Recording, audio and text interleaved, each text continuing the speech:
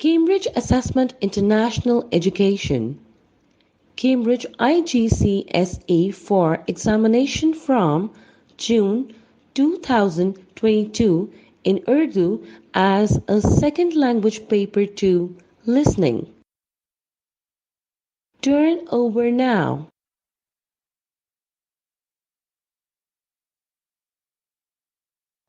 مشق نمبر 1 سوال نمبر 1 تا 8 سوال نمبر 1 تا 8 کے لیے آپ 8 مختلف حصے سنیں گے۔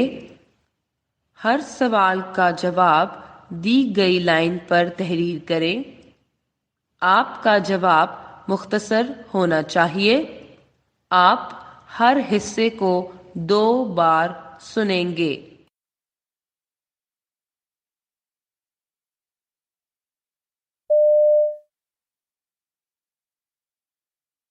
سوال نمبر 1۔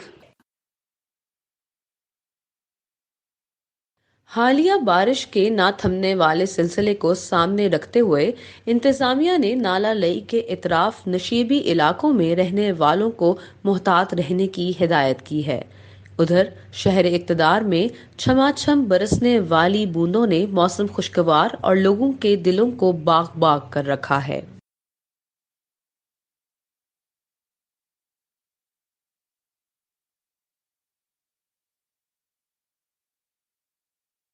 حالیہ بارش کے نہ تھمنے والے سلسلے کو سامنے رکھتے ہوئے انتظامیہ نے نالہ لئی کے اطراف نشیبی علاقوں میں رہنے والوں کو محتاط رہنے کی ہدایت کی ہے۔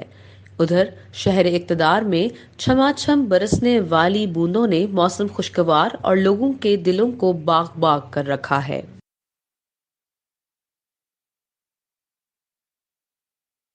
سوال نمبر 2۔ کسی مقام کی سردی، گرمی، نمی اور اس سے پیدا ہونے والی فضائی کیفیت موسم کہلاتی ہے۔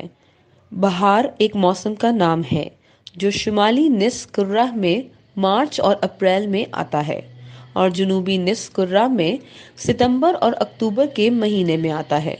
یہ موسم نہ گرم ہوتا ہے نہ سرد۔ اس موسم میں پھول کھلتے اور درختوں پر نئے پتے آتے ہیں۔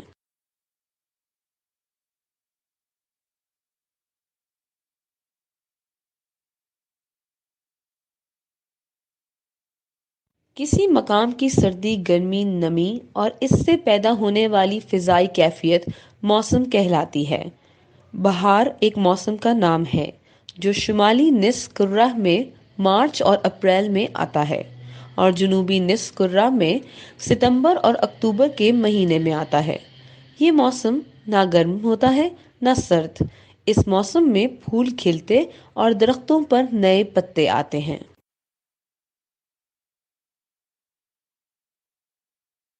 سوال نمبر 3۔ مکان ایسا بنانا چاہیے جس کے گرد درختوں کی باڑ ہو، ایک برآمدہ ہو جس پر گھاس پھوس کی چھت ڈال دی جائے، باغ میں پھل اور پھولوں کے درخت لگائے جائیں، باقی حصے میں سبزیاں ترکاریاں بوئی جائیں۔ طاق میں اچھی سی کتابیں ہوں اور گھر میں گھریلو پن ہو، دوست رشتہ دار آئیں، باتیں کریں، ہنسیں، بولیں اور اپنے وجود تک کو فراموش کر دیں۔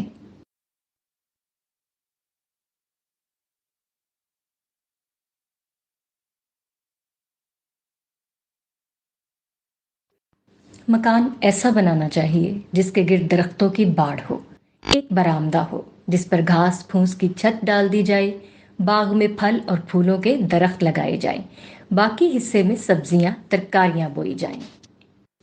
طاق میں اچھی سی کتابیں ہوں اور گھر میں گھریلو پن ہو، دوست رشتہ دار آئیں، باتیں کریں، ہنسیں، بولیں اور اپنے وجود تک کو فراموش کر دیں۔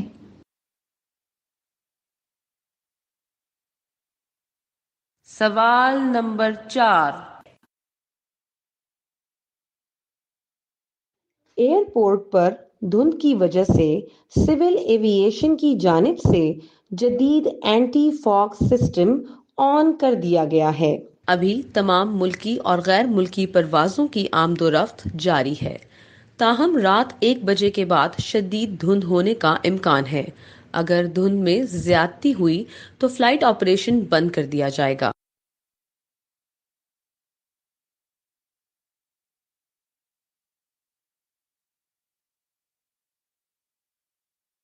ایئرپورٹ پر دھند کی وجہ سے سول ایویشن کی جانب سے جدید اینٹی فاگ سسٹم آن کر دیا گیا ہے۔ ابھی تمام ملکی اور غیر ملکی پروازوں کی آمد و رفت جاری ہے، تاہم رات 1 بجے کے بعد شدید دھند ہونے کا امکان ہے۔ اگر دھند میں زیادتی ہوئی تو فلائٹ آپریشن بند کر دیا جائے گا۔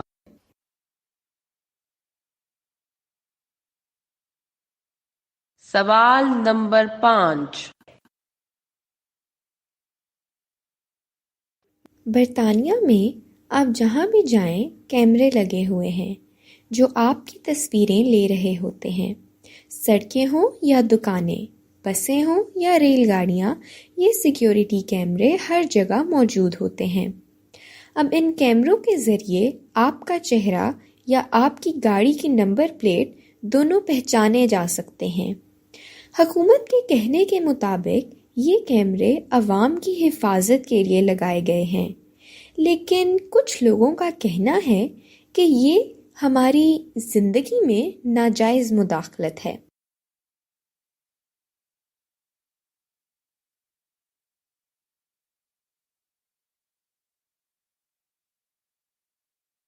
برطانیہ میں آپ جہاں بھی جائیں کیمرے لگے ہوئے ہیں جو آپ کی تصویریں لے رہے ہوتے ہیں۔ سڑکیں ہوں یا دکانیں، بسیں ہوں یا ریل گاڑیاں، یہ سیکیورٹی کیمرے ہر جگہ موجود ہوتے ہیں۔ اب ان کیمروں کے ذریعے آپ کا چہرہ یا آپ کی گاڑی کی نمبر پلیٹ دونوں پہچانے جا سکتے ہیں۔ حکومت کے کہنے کے مطابق یہ کیمرے عوام کی حفاظت کے لیے لگائے گئے ہیں، لیکن کچھ لوگوں کا کہنا ہے کہ یہ ہماری زندگی میں ناجائز مداخلت ہے۔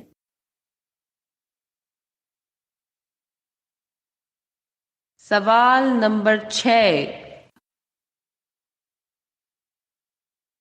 دنیا میں فاسٹ فوڈ کا رواج بڑھتا جا رہا ہے۔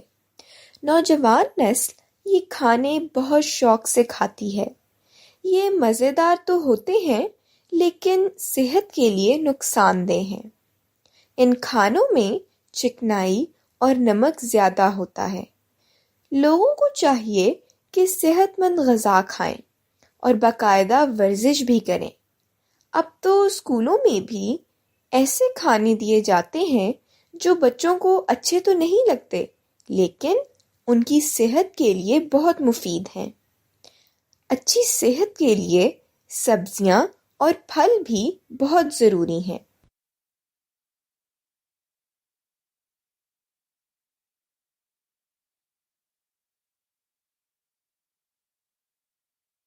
دنیا میں فاسٹ فوڈ کا رواج بڑھتا جا رہا ہے۔ نوجوان نسل یہ کھانے بہت شوق سے کھاتی ہے۔ یہ مزیدار تو ہوتے ہیں لیکن صحت کے لیے نقصان دہ ہیں۔ ان کھانوں میں چکنائی اور نمک زیادہ ہوتا ہے۔ لوگوں کو چاہیے کہ صحت مند غذا کھائیں اور باقاعدہ ورزش بھی کریں۔ اب تو اسکولوں میں بھی ایسے کھانے دیے جاتے ہیں جو بچوں کو اچھے تو نہیں لگتے لیکن ان کی صحت کے لیے بہت مفید ہیں۔ اچھی صحت کے لیے سبزیاں اور پھل بھی بہت ضروری ہیں۔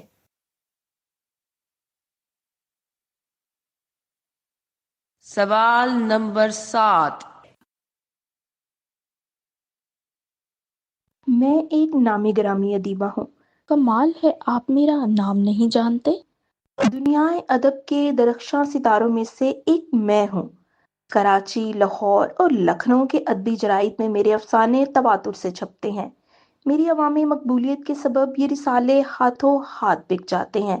میں اب تک 8 کتابیں لکھ چکی ہوں۔ آپ کی کتابوں کی تو رائلٹی ہی اتنی بن جاتی ہوگی کہ 7 نسلیں عیش کریں۔ پہلی 4 کتابیں تو میں نے خود پیسے دے کر چھپوائی تھیں۔ اب ناشر چھاپ کر مجھے 30 کتابیں دے جاتے ہیں اور باقی 470 کو بکنے میں کئی سال لگ جاتے ہیں۔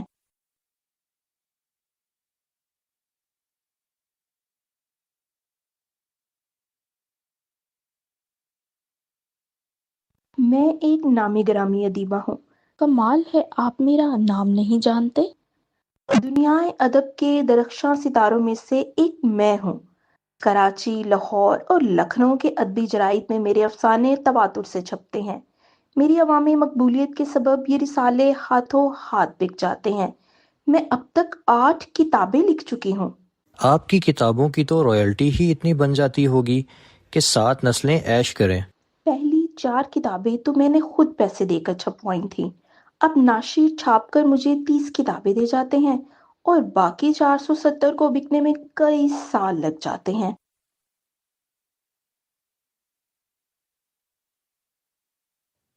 سوال نمبر 8۔ جس طرح جسم میں دماغ کا مقام بہت اہم ہے، اسی طرح قوم میں شاعر کا مقام بھی اہم ہے۔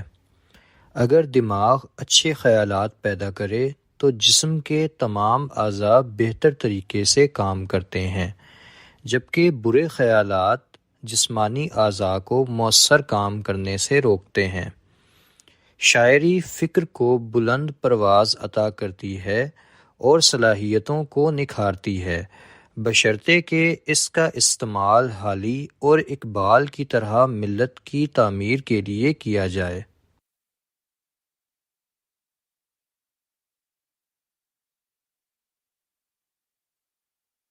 جس طرح جسم میں دماغ کا مقام بہت اہم ہے، اسی طرح قوم میں شاعر کا مقام بھی اہم ہے۔ اگر دماغ اچھے خیالات پیدا کرے تو جسم کے تمام اعضاء بہتر طریقے سے کام کرتے ہیں، جبکہ برے خیالات جسمانی اعضاء کو مؤثر کام کرنے سے روکتے ہیں۔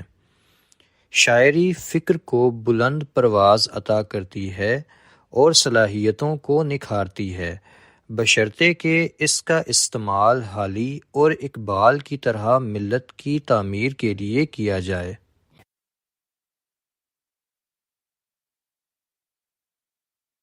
مشق نمبر 1 ختم ہوئی۔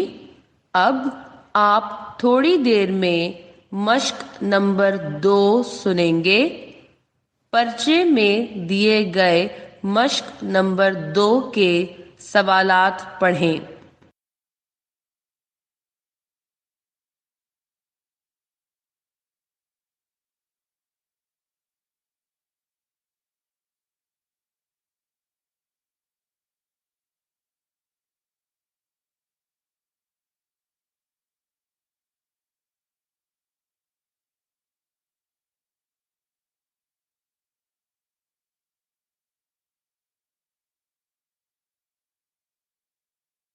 مشق نمبر 2، سوال نمبر 9۔ گیندے کے پھول پر ایک رپورٹ سنیں اور نیچے دیے گئے جملے 1 یا 2 الفاظ لکھ کر مکمل کریں۔ آپ یہ رپورٹ 2 بار سنیں گے۔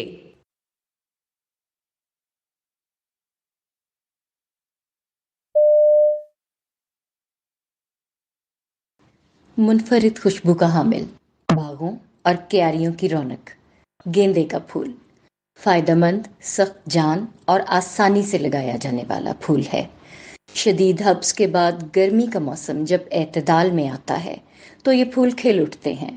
معتدل موسم میں اگنے والے اس پھول کی لگ بھگ 50 اقسام دنیا میں پائی جاتی ہیں۔ اس کے پتے گہرے سبز جبکہ پھولوں کا رنگ سرخ، پیلا اور نارنگی ہوتا ہے۔ یہ پھول انگریزی زبان میں میری گولڈ کہلاتا ہے۔ اس پھول کا آبائی وطن میکسیکو ہے۔ ہماری تہذیب و تمدن میں خاص مقام رکھنے والا مشہور تراشیدہ گیندے کا پھول 16ویں صدی میں بر صغیر میں متعارف کروایا گیا۔ تقاریب کے مواقع پر اس سے نہ صرف در و دیوار کو سجایا جاتا ہے بلکہ اس کے بنے خوبصورت گلدستے بھی صاحب ذوق لوگوں کو پسند آتے ہیں۔ طبی لحاظ سے بھی اس پھول کی اہمیت مسلم ہے۔ اس میں وٹامن سی وافر مقدار میں پایا جاتا ہے۔ یہ آنکھوں کی بیماریوں، خون صاف کرنے اور اس کے پتے زخموں کے مرہم کے طور پر استعمال ہوتے ہیں۔ اینٹی آکسیڈنٹ ہونے کی وجہ سے کینسر اور دل کے امراض میں مفید ہے۔ اس کی خوشبو مچھروں کو بھگانے کے کام آتی ہے، جبکہ دنیا بھر میں اس کی تجارت تقریباً 500 کروڑ روپے کے لگ بھگ ہے۔ ہندو اور بدھ مت میں بھی یہ پھول خاصا مقدس سمجھا جاتا ہے۔ ہندوستان میں اس کی کاشت 65,000 فی ایکڑ پر کی جاتی ہے۔ اس کے بیج وزن میں انتہائی ہلکے جبکہ سائز میں لمبوترے ہوتے ہیں اور آسانی سے دستیاب ہیں۔ بیج کا اگاؤ 15 سے 30 ڈگری سینٹی گریڈ پر ہوتا ہے۔ گملوں اور کیاریوں میں آسانی سے نمو پاتا ہے، اسی لیے سارا سال اگایا جا سکتا ہے۔ اب تو اس کے بیج کی ہائیبرڈ اقسام بھی دستیاب ہیں، جس سے پودا سائز میں کم جبکہ پھول بڑے اور زیادہ تعداد میں لگتے ہیں اور جلد مرجھاتے بھی نہیں ہیں۔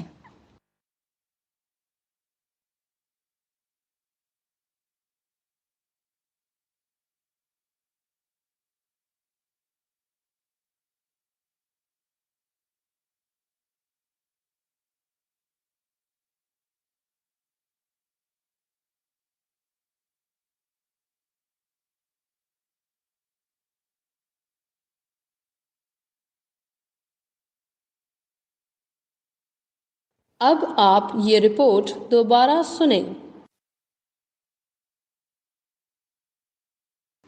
منفرد خوشبو کا حامل، باغوں اور کیاریوں کی رونق، گیندے کا پھول فائدہ مند، سخت جان اور آسانی سے لگایا جانے والا پھول ہے۔ شدید ہبس کے بعد گرمی کا موسم جب اعتدال میں آتا ہے تو یہ پھول کھل اٹھتے ہیں۔ معتدل موسم میں اگنے والے اس پھول کی لگ بھگ 50 اقسام دنیا میں پائی جاتی ہیں۔ اس کے پتے گہرے سبز جبکہ پھولوں کا رنگ سرخ، پیلا اور نارنگی ہوتا ہے۔ یہ پھول انگریزی زبان میں میری گولڈ کہلاتا ہے۔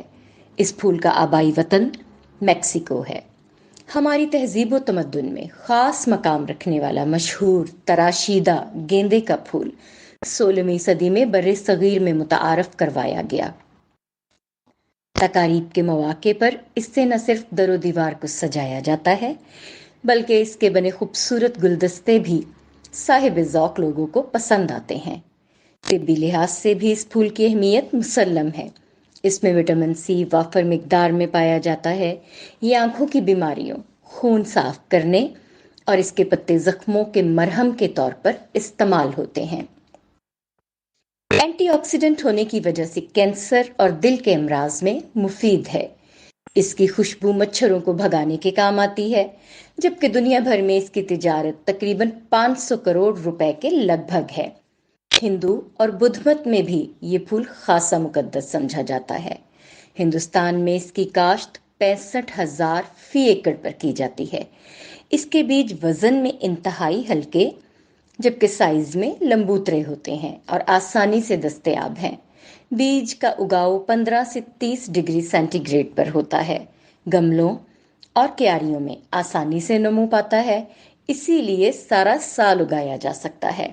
اب تو اس کے بیج کی ہائیبرڈ اقسام بھی دستیاب ہیں، جس سے پودا سائز میں کم جبکہ پھول بڑے اور زیادہ تعداد میں لگتے ہیں اور جلد مرجھاتے بھی نہیں ہیں۔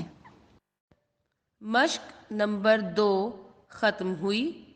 اب آپ تھوڑی دیر میں مشق نمبر 3 سنیں گے۔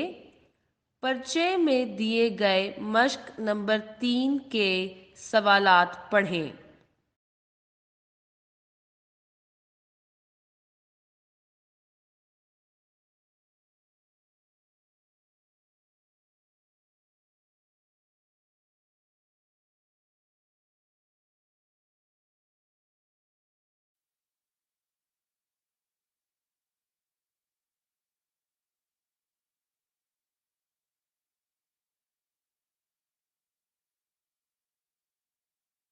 مشق نمبر 3 سوال نمبر 10۔ آپ محنت کی عظمت کے متعلق 6 اشخاص کی گفتگو سن رہے ہیں۔ ہر ایک شخص کو اس کی دی گئی رائے A تا G سے ملائیں۔ ہر شخص کے لیے انگریزی حروف A تا G میں سے ایک حرف دیے گئے خانے میں لکھیں۔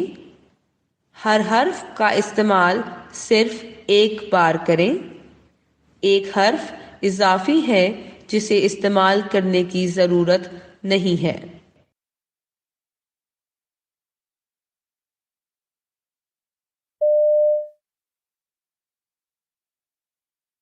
پہلی رائے۔ القاسب حبیب اللہ، آپ صلی اللہ علیہ وآلہ وسلم نے فرمایا کہ محنت کرنے والا اللہ کا دوست ہے۔ میری والدہ نے بھی ہمیشہ مجھے محنت اور لگن کے ساتھ ہر کام کرنے کی تلقین کی ہے۔ اس ضمن میں انہوں نے مجھے رسول اللہ صلی اللہ علیہ وآلہ وسلم اور دیگر صحابہ کرام کی زندگیوں سے اخذ کردہ بہت سے واقعات بھی سنائے ہیں۔ خاص طور پر بتایا کہ مسجد نبوی کی تعمیر میں رسول اللہ صلی اللہ علیہ وآلہ وسلم صحابہ کرام کے ساتھ کام کرتے تھے اور اپنے ہاتھوں سے گارا اٹھاتے تھے۔ دوسری رائے۔ میں نے بھی زندگی سے یہ سیکھا ہے کہ یہ دنیا ایک عملی تجربہ گاہ ہے۔ دنیا کے نامور اور کامیاب لوگوں نے شدید محنت کے بعد بلند مقام حاصل کیا۔ ان کی زندگیوں کا مطالعہ ہمیں محنت کی عظمت سے روشناس کرواتا ہے۔ جیسے قائد اعظم محمد علی جناح نے حصول پاکستان کے لیے دن رات کام کیا اور محنت کی عظمت کو پیش نظر رکھتے ہوئے کام کام اور کام کرنے کا نعرہ لگا کر نوجوانوں کو محنت کرنے کی تلقین کی۔ تیسری رائے۔ بچپن میں جب میں اپنے ابو کے ساتھ سیر کے لیے جاتا تھا تو وہ مجھے بہت سی اچھی باتیں سمجھاتے تھے۔ انہوں نے ہی بتایا کہ انسان کے لیے وہی کچھ ہے جس کے لیے وہ کوشش کرتا ہے۔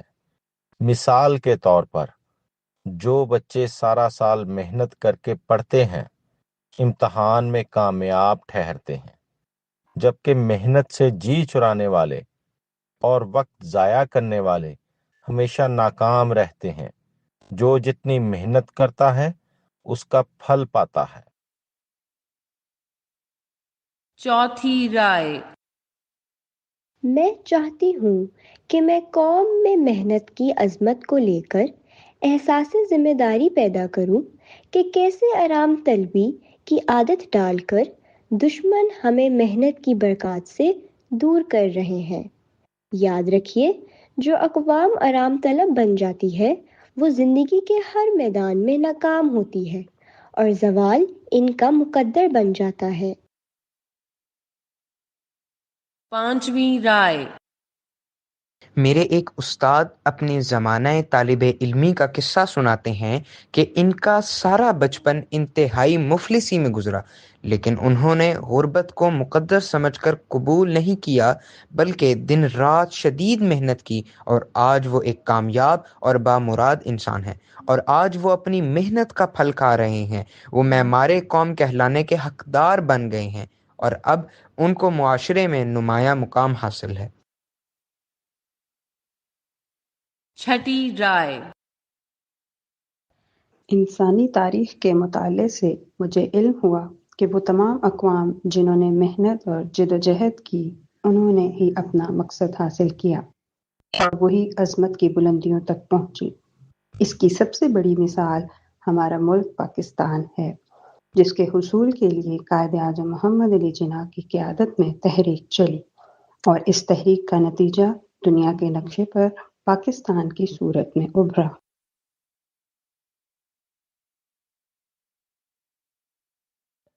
اب آپ یہ گفتگو دوبارہ سنیں۔ پہلی رائے۔ القاسب حبیب اللہ، آپ صلی اللہ علیہ وآلہ وسلم نے فرمایا کہ محنت کرنے والا اللہ کا دوست ہے۔ میری والدہ نے بھی ہمیشہ مجھے محنت اور لگن کے ساتھ ہر کام کرنے کی تلقین کی ہے۔ اس ضمن میں انہوں نے مجھے رسول اللہ صلی اللہ علیہ وآلہ وسلم اور دیگر صحابہ کرام کی زندگیوں سے اخذ کردہ بہت سے واقعات بھی سنائے ہیں۔ خاص طور پر بتایا کہ مسجد نبوی کی تعمیر میں رسول اللہ صلی اللہ علیہ وآلہ وسلم صحابہ کرام کے ساتھ کام کرتے تھے اور اپنے ہاتھوں سے گارا اٹھاتے تھے۔ دوسری رائے۔ میں نے بھی زندگی سے یہ سیکھا ہے کہ یہ دنیا ایک عملی تجربہ گاہ ہے۔ دنیا کے نامور اور کامیاب لوگوں نے شدید محنت کے بعد بلند مقام حاصل کیا۔ ان کی زندگیوں کا مطالعہ ہمیں محنت کی عظمت سے روشناس کرواتا ہے۔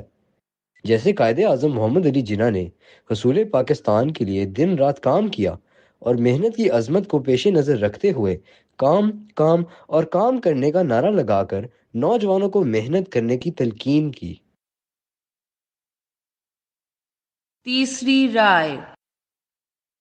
بچپن میں جب میں اپنے ابو کے ساتھ سیر کے لیے جاتا تھا تو وہ مجھے بہت سی اچھی باتیں سمجھاتے تھے۔ انہوں نے ہی بتایا کہ انسان کے لیے وہی کچھ ہے جس کے لیے وہ کوشش کرتا ہے۔ مثال کے طور پر جو بچے سارا سال محنت کر کے پڑھتے ہیں امتحان میں کامیاب ٹھہرتے ہیں، جبکہ محنت سے جی چرانے والے اور وقت ضائع کرنے والے ہمیشہ ناکام رہتے ہیں۔ جو جتنی محنت کرتا ہے اس کا پھل پاتا ہے۔ چوتھی رائے۔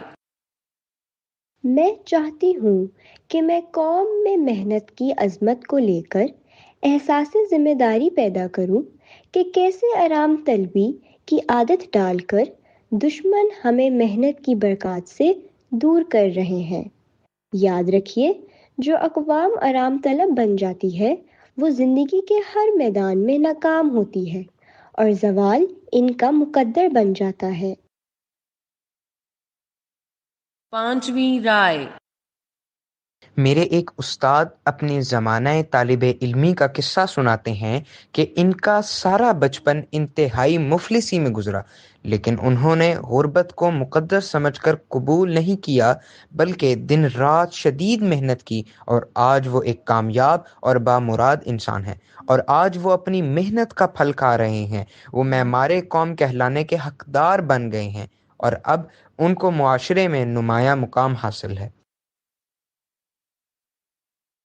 چھٹی رائے۔ انسانی تاریخ کے مطالعے سے مجھے علم ہوا کہ وہ تمام اقوام جنہوں نے محنت اور جدوجہد کی انہوں نے ہی اپنا مقصد حاصل کیا اور وہی عظمت کی بلندیوں تک پہنچی۔ اس کی سب سے بڑی مثال ہمارا ملک پاکستان ہے، جس کے حصول کے لیے قائد اعظم محمد علی جناح کی قیادت میں تحریک چلی اور اس تحریک کا نتیجہ دنیا کے نقشے پر پاکستان کی صورت میں ابھرا۔ مشق نمبر 3 ختم ہوئی۔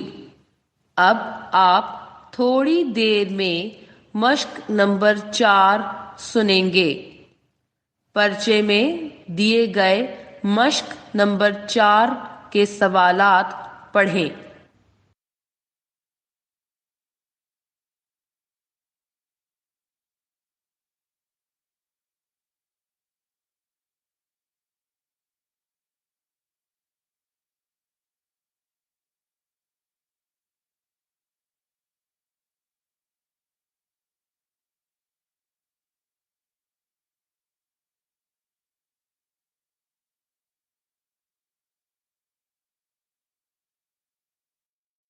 مشق نمبر 4، سوال نمبر 11 تا 18۔ آپ صدف اور فاطمہ کی تتلیوں کے متعلق گفتگو سن رہے ہیں۔ گفتگو سن کر ہر سوال کے لیے اے، بی، سی میں سے صحیح جواب کے سامنے دیے گئے خانے میں ٹک کا نشان لگائیں۔ آپ یہ گفتگو 2 بار سنیں گے۔ دیکھو باہر موسم کس قدر حسین ہے۔ ہاں چلو آؤ बाहर बाग में चलते हैं। वो देखो कोई रंग बिरंगी चीज उड़ रही है। अरे, ये कोई चीज नहीं बल्कि तितली उड़ रही है जो फूलों के गिर्द मंडलाती रहती है। हाँ, ये तितली ही है और किस कदर खूबसूरत दिखाई दे रही है। आओ इसको पकड़ते हैं। हमें इनको पकड़ना नहीं चाहिए, ये तो हमारे बागों की खूबसूरती है। लेकिन ये तो कभी कभी दिखाई देती है। ये खूबसूरत और दिलकश मनाजिर में अपने जलवे दिखाती हैं। माहिरीन के मुताबिक जिस कदर माहौल आलूदा होता जाएगा उतनी ही तितलियों की तादाद कम होती जाएगी। तो क्या बढ़ती हुई आलूदगी इनकी तादाद में कमी का बायस है? साइंसदानों ने तितलियों का मुशाहिदा करके यही वजह बताई है कि माहौल में होने वाली तब्दीली का असर सबसे पहले तितलियों पर होता है। क्या पाकिस्तान में तितलियों की कमयाबी पर कोई तवज्जो दी गई है? Pakistan museum of natural history के सरबराह डॉक्टर एस अजहर का कहना है कि हमें तितलियों की अफजाइश और उनकी तादाद में इजाफे के लिए अपने माहौल को साफ सुथरा और फजा को खूबसूरत बनाना बहुत जरूरी है। तितलियां हर जगह मुनफरिद दिखाई देती हैं। क्या इनकी एक से ज्यादा अक़साम है?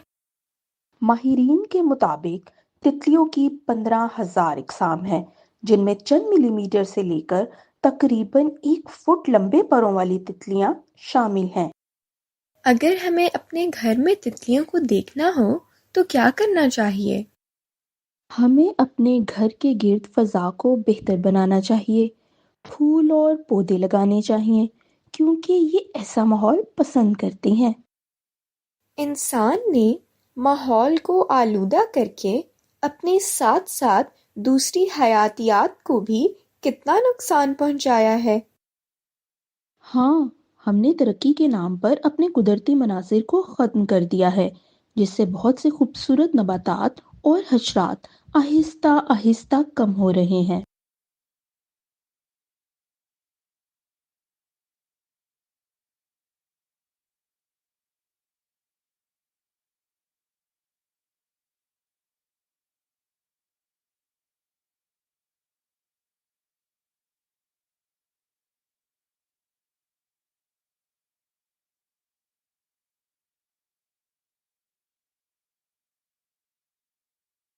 अब आप ये गुफ्तगू दोबारा सुनें। देखो बाहर मौसम किस कदर हसीन है। हाँ, चलो आओ बाहर बाग में चलते हैं। वो देखो कोई रंग बिरंगी चीज उड़ रही है। अरे, ये कोई चीज नहीं बल्कि तितली उड़ रही है जो फूलों के गिर्द मंडलाती रहती है। हाँ, ये तितली ही है और किस कदर खूबसूरत दिखाई दे रही है। आओ इसको पकड़ते हैं। हमें इनको पकड़ना नहीं चाहिए, ये तो हमारे बागों की खूबसूरती है। लेकिन ये तो कभी कभी दिखाई देती है। ये खूबसूरत और दिलकश मनाजिर में अपने जलवे दिखाती हैं। माहिरीन के मुताबिक जिस कदर माहौल आलूदा होता जाएगा उतनी ही तितलियों की तादाद कम होती जाएगी। तो क्या बढ़ती हुई आलूदगी इनकी तादाद में कमी का बायस है? साइंसदानों ने तितलियों का मुशाहिदा करके यही वजह बताई है कि माहौल में होने वाली तब्दीली का असर सबसे पहले तितलियों पर होता है। क्या पाकिस्तान में तितलियों की कमयाबी पर कोई तवज्जो दी गई है? Pakistan museum of natural history के सरबराह डॉक्टर एस अजहर का कहना है कि हमें तितलियों की अफजाइश और उनकी तादाद में इजाफे के लिए अपने माहौल को साफ सुथरा और फजा को खूबसूरत बनाना बहुत जरूरी है। तितलियां हर जगह मुनफरिद दिखाई देती हैं। क्या इनकी एक से ज्यादा अक़साम है? माहिरीन के मुताबिक तितलियों की 15,000 इकसाम हैं, जिनमें चंद मिलीमीटर से लेकर तकरीबन 1 फुट लंबे परों वाली तितलियां शामिल हैं। अगर हमें अपने घर में तितलियों को देखना हो तो क्या करना चाहिए? हमें अपने घर के गिर्द फजा को बेहतर बनाना चाहिए। پھول اور پودے لگانے چاہیے کیونکہ یہ ایسا ماحول پسند کرتے ہیں۔ انسان نے ماحول کو آلودہ کر کے اپنے ساتھ ساتھ دوسری حیاتیات کو بھی کتنا نقصان پہنچایا ہے۔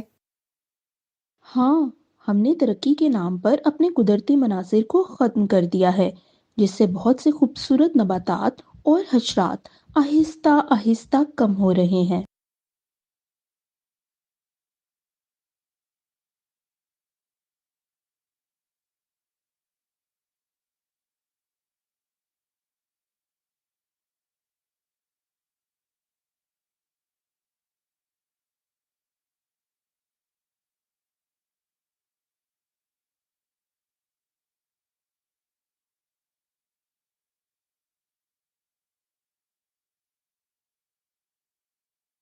ریکارڈنگ ختم ہوئی اور اس کے ساتھ یہ امتحان بھی ختم ہوا۔ This is the end of the recording and of the examination.